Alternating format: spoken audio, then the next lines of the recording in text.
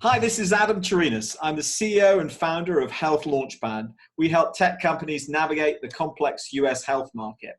So this is episode 1 of the Healthcare Startup Podcast. We're going to talk to healthcare entrepreneurs who are making a big difference in healthcare. So today I'm joined by my great friend, Nestor Velez. Nestor is the founder and CEO of Sanomind. So Nestor, tell us about Sanomind. So Sanomind at the present moment is an audio content platform where therapists and psychologists can create content and users and people can consume that content. They can listen to the content. There's a vast array of different topics on the app, anywhere from depression, anxiety, to relationships and PTSD.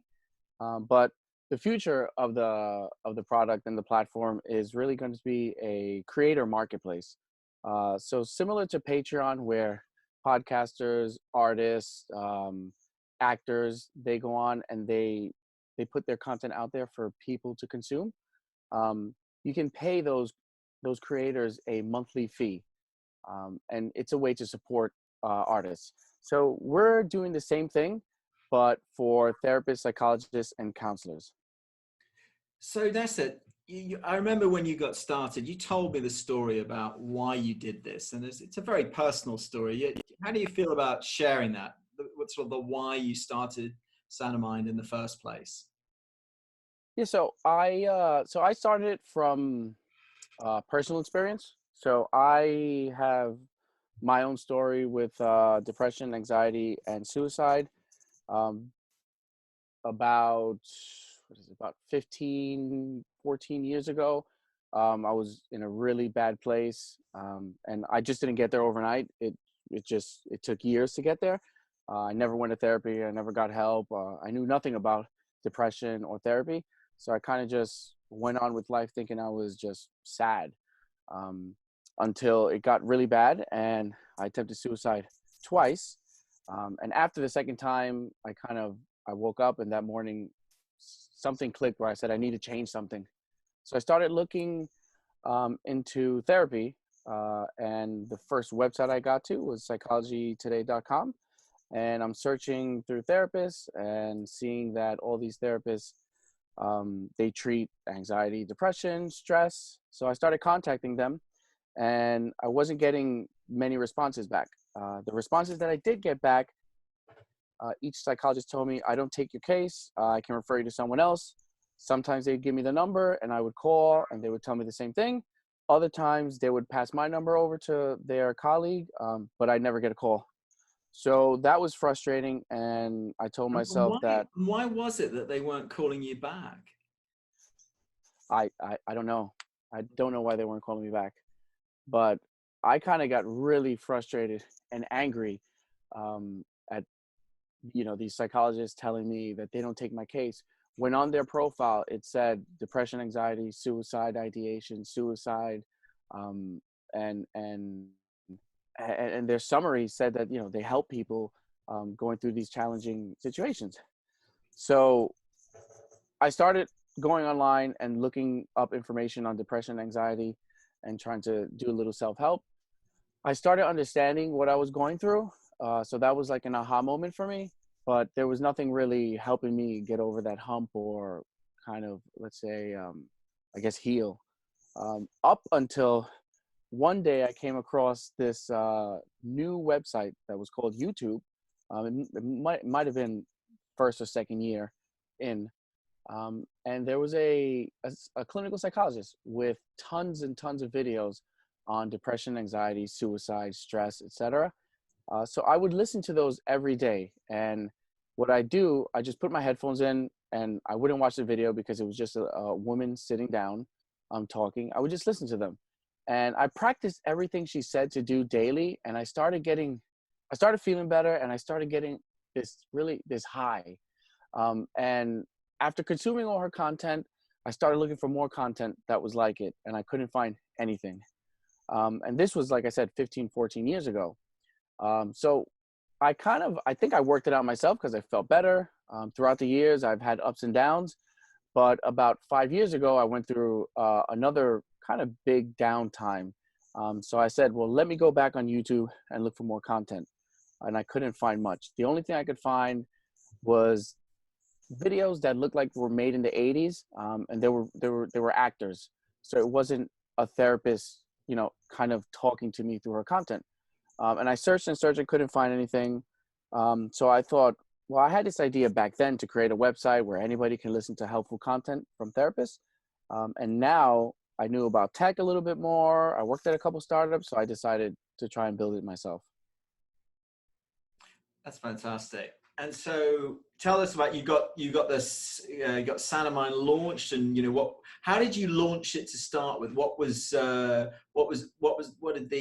content that you kicked off the first version of Sanomind with? So the first version, I mean, all the content that's on there, I've gotten throughout the last 2 years. And I started off by just talking to psychologists and therapists and telling them, hey, would you mind recording some audio content for this new app that I'm working on? And I'd explain it to them. And they would say, oh, I love that. I'd love to record something.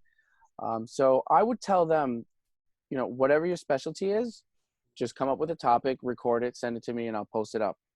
But what I was starting to see was that therapists and psychologists were asking me, oh, what should I talk about? What topics should I talk about?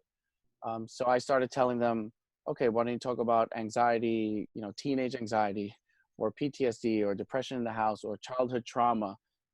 So I started doing more research on what other issues are out there, what people are looking for.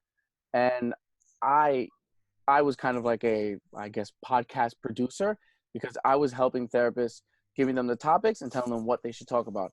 And I did that with a lot of them. And some of them had their own topics and would record, but if I wanted more content from them, they would ask me, what are your users asking for, or what should I talk about? So from that, I learned something in the product that we're working on right now is kind of getting all that information of what people are looking for, and then feeding the therapist suggestions on what they should record. So what is it about Sanomind that got the therapist to say, yeah, sure, I'll get involved with this? What is it? What's the problem you're solving for them? So for them, it's a way. Well, when I first started it, I just saw therapists wanted to help, and I was pushing it as a product to help people that couldn't afford therapy. And a lot of therapists said yes, they will record once the product is out because they wanted to help. But I learned the hard way that what people say is not what they're going to do. But some of the therapists most of the therapists that recorded, they recorded because they wanted to help people. But they started telling me that, oh, this can help me get my image out there or build a brand. And from that, I started learning, oh, this might be a great marketing tool for therapists and psychologists as well. Not only just about helping people. We can also offer benefits and offer services to therapists and psychologists. So this is the current version of Sanomind is an app, right? Is that right? Yes. Yeah. And so, and who's downloading the app? What's the feedback you're getting from the users? So I really don't know who is downloading the app. We don't collect any of that data, but from just the people that have emailed me back, and especially on social media, the people that consume the content on Instagram, there's a lot of people that talk. There's a lot of females that speak to me about Sanomind and say that they love it, but there are also a lot of males following quietly and downloading it quietly. So they're more discreet about it, but females will say how much they love it. But most recently, when I do have men come to me and say that the app is great, their reviews to me are like amazing. They tell me how, wow, this app is amazing. It's really helped me. It's changing my life. So it's funny that, the women will say like, oh, the app is great, thank you. But men are more, although they're discreet on the internet about it, when they speak to me, they tell me things like that with so much enthusiasm. And then I started, thinking about that more, and kind of digging into why men are more excited about it, and they're Why open to is why do you think that is? I mean, I remember we talked a little bit about this before, and I was surprised about this. It sort of seemed like it was a particular demographic of men too. Yeah, I think, I don't know. I think they try to like me, because when I look at Sanomind, I'm building something for me, what I needed back then, and so that person is a male between the age of 21 to 35, and those are the males that are reaching out to me. We keep it inside. We try to work it out ourselves. We do search the internet to look for help, but we don't want to really ask for the help or go to therapy. Although nowadays more men are open to therapy and they're talking about it more, there's still a lot of men that don't believe in therapy, don't think it works, and they rather just fix it themselves. Yeah, yeah. I think there's a demographic of men in the, mid-20s to maybe, mid-30s or above who are, lonely. Maybe they don't have a partner, and they might on the surface seem like they're happy party guys, but they go home and they're really lonely. And Yeah, that's yeah, where they confront their demons. yeah, Yeah, no, I'm sure this would be incredibly helpful to them. Um, yeah. so just let's move on to where you're going with this thing. I think you've been going through an accelerator, I think. So tell us about that and where you think this is going to go from here.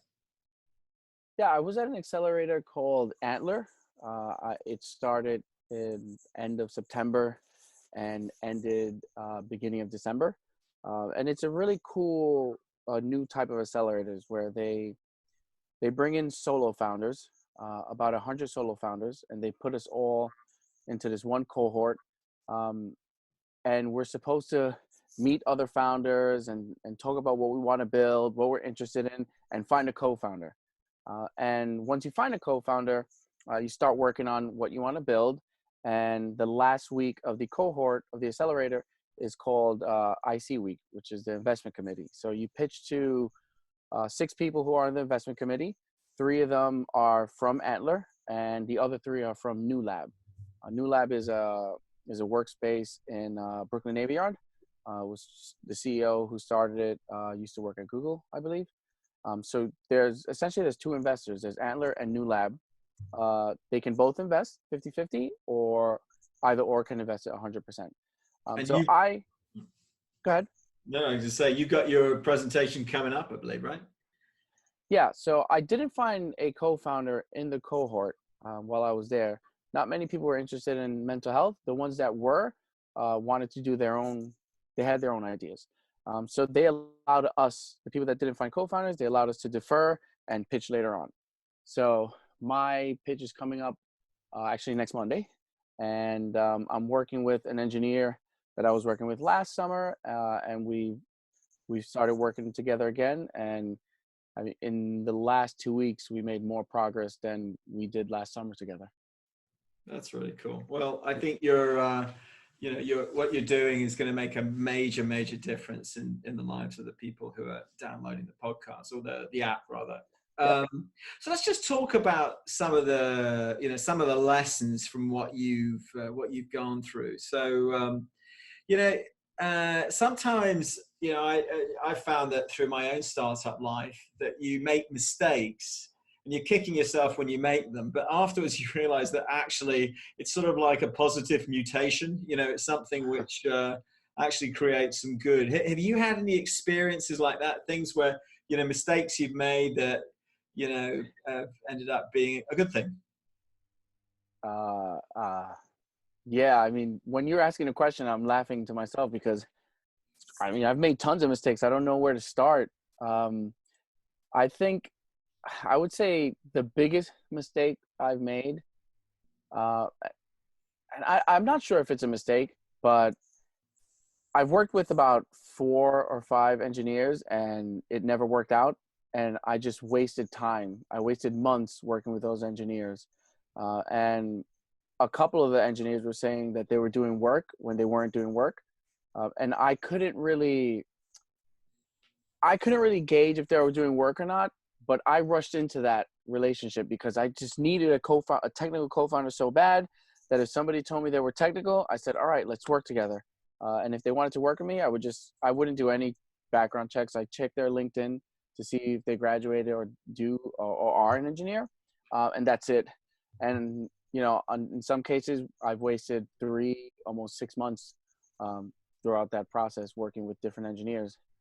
So if I would go back, I would, because although I was rushing, there really is no rush. There wasn't a rush. I would do more vetting on who I was working with, ask a lot more questions, and just gauge to see how serious they were in doing this. Right. I like I like your notion of sort of, what you do if you go do again. I just want to, maybe as a last question for you, Nestor. Mm-hmm. If you could go back in time and give yourself, one piece of advice, what would that be? It would be to slow down and have patience. Ever since I started this, it has felt like a sprint that I needed to sprint. I was looking at all these companies starting to raise a lot of money in the mental health space. And I was just, hitting myself in the head saying like, oh no, I started this before them, but they're raising money. I have to find a co-founder. I was impatient. I made a lot of mistakes because of that. I just have a lot more patience because it's not a sprint, it's a marathon. And I'm not doing this because, I have to get funded or I have to build a big company.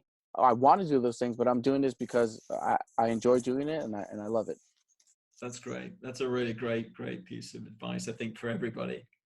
So, Nestor, thank you. Your insights have been really, really terrific. And, I think Sanomind is going to make such a difference in the lives of people who use it. So last question for you is, tell the listeners where they can find Sanomind. How do they get hold of this thing?